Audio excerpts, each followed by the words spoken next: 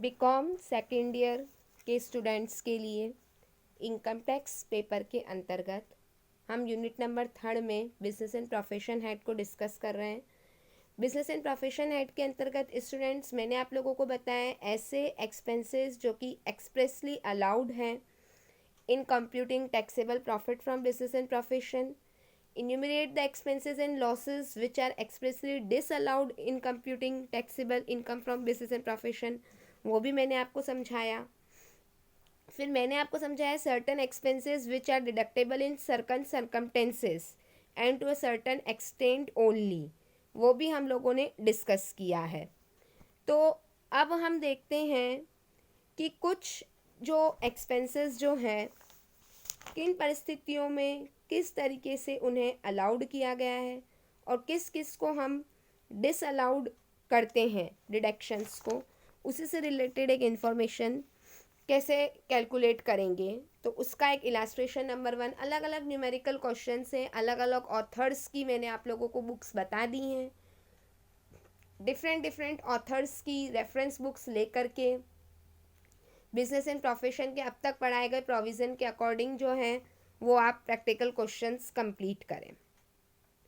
संदीप जैन जो कि previous year 1920 में हैं, उनकी required the calculate the amount of deduction to be allowed to him in computation of his income from business and profession. Assessment year क्या है 2021। उसके अंतर्गत देखिए, he is the owner of small industry which commenced business on 15th July 97. Before commencement of business, he incurred an expenditure of rupees 1,60,000 as preliminary expenses in 96 and 97. The actual cost of the fixed assets on 31st March 98 was rupees 60 lakh. प्रीमिलरी expenses के रूप में first April 98 से जो भी deduction है shall not be allowed in the assessment year 8-9 and in subsequent assessment year because the prescribed period of 10 years for deduction has already expired in 2007-2008. तो deduction for preliminary expenses incurred in 96 and 97, जिसका कि 10 साल क्या हो रहा है 7-8 में पूरा हो रहा है, तो इसका किसी भी प्रकार का जो है वह डिडक्शन नहीं मिलेगा। Not allowed as specified time period is expired. जब हम बात करते हैं next, in the year 1819 he again incurred an expenditure of rupees 6 lakh as preliminary expenses in respect of extension of his industrial undertaking. The extension is completed by 30 June 2019. The actual cost of the fixed assets as on 31st March 2020 was rupees 1 crore and rupees 60 lakh, out of which assets costing rupees 1 crore were acquired for the purpose of extension of undertaking. Deduction जो दे रखा है preliminary expenses जो हुआ है incurred in 2018 and 19, तो 1/5 यानी 1 करोड़ का 5%, that is qualifying amount यानी 1 lakh rupees. The qualifying amount in respect of preliminary expenses incurred on development after 31st March 98 is equal to 5% of fixed assets acquired for this purpose और amount of expenditure whichever is lower। यहाँ देखिए amount of expenditure तो 6 लाख था और 5% of the fixed assets is 5 lakh, that is 1 crore का 5% तो कितना आया 5 लाख। तो 5 लाख और 6 लाख दोनों में से लोअर कौन था, hence deduction has been allowed equal to 1/5 of rupees 5 lakh. Now third point, Mr. Sandeep is also engaged in the business of mining since 1990. During the previous year 1920, he started commercial production on a new mine at Raniganj. Expenses incurred in connection with the new mine are as follows: acquisition of site on 30 September 2015 3 lakh, Expenses incurred for exploring and locating mineral up to 31st March 2015, 1 lakh. Expenses incurred for exploring and locating mineral after 31st March 2015, 4,25,000. Out of ₹8, 25,000 is met by the state government. Income from old and new mine during the previous year 1920 amounted to rupees 35,000. So deduction under section 35E is allowed in respect of expenditure incurred during previous year and within 4 years immediately preceding the previous year for exploring and locating minerals. Hence, deduction has not been allowed in respect of expenditure incurred before 1st April 2015. Out of the expenditure incurred after 31st March 2015, the expenditure borne by the government has been subtracted. Deduction is not allowed in respect of cost of land, though the qualifying amount for deduction is rupees 40,000, but the deduction cannot exceed the income of mines for this year. Hence, rupees 35,000 has been allowed as deduction and unabsorbed amount of rupees 5,000, 40 के 2 हिस्से हो गए, 35 जो है वो allowed as deduction हो गया और 5,000 shall be carry forward and further जो है वो क्या होगा, सेट ऑफ होगा.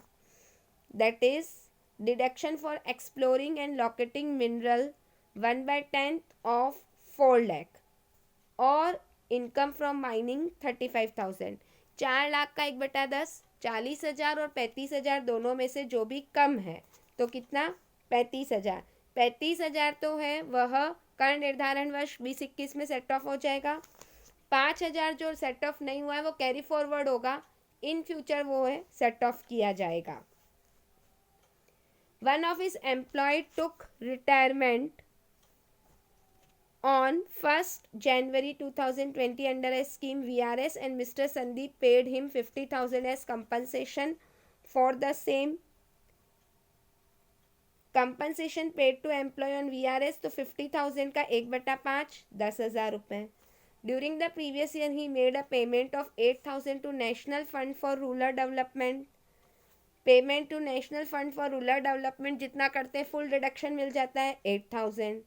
Expenses incurred on notified agricultural extension project of rupees 2 lakh.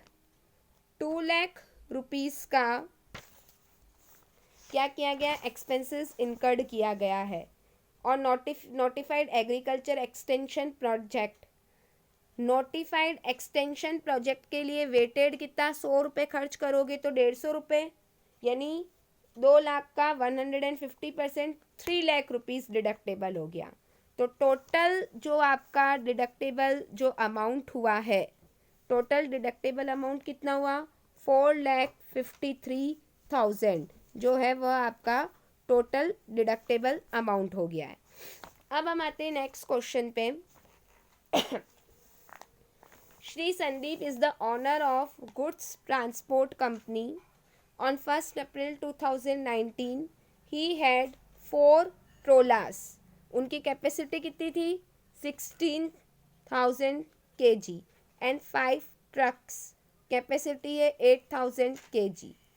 On 5th May 2019, he sold 2 ट्रोलास एंड परचेज 2 ट्रक. कैपेसिटी आई है 13,000 kilogram. His receipt from freight were rupees 12 lakh and his operating expenses were rupees 8,70,000, in which depreciation of rupees 1,50,000 was included. As per income tax rules, depreciation allowable was rupees 1,70,000.